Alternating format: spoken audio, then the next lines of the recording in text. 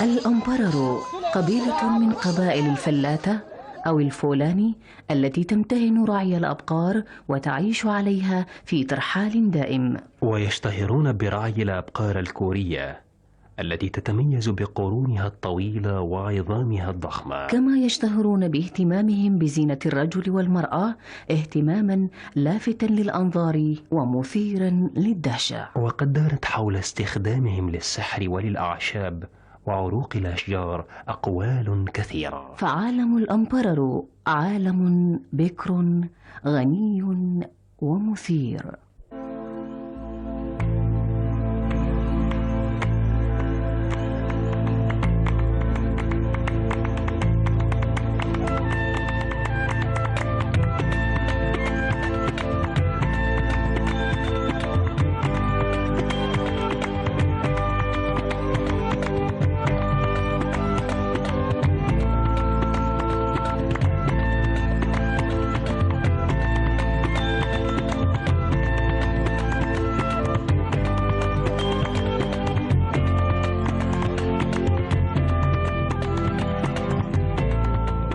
تمتد المنطقة التي ينتشر فيها الأمبررو من الحدود الشادية السودانية غربا إلى الحدود السودانية شرقا. أما من الناحية العرضية فإنها تقع بين خطي عرض 8 و45 درجة و12 و10 درجة شمال خط الاستواء، وتقع هذه المنطقة في نطاق إقليم السافانا والسهول الفيضية. وتشمل هذه المنطقة التي ينتشر فيها أفراد قبيلة الأمبررو معظم ولايات جنوب دارفور وجنوب كردفان والنيل الأبيض والنيل الأزرق، وجزءا من الأطراف الشمالية لولايات بحر الغزال وأعالي النيل.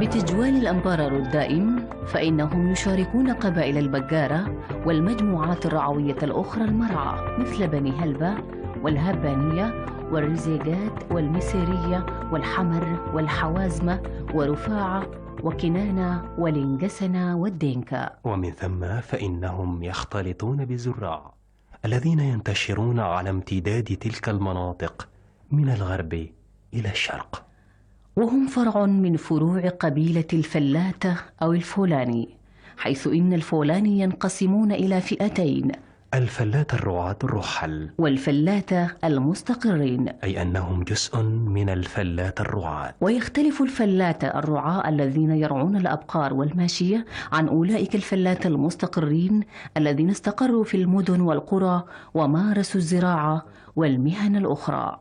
عرفوا عن أصلنا جدنا عقبة ابن نافع الفهري تزوج من ملكة الروم.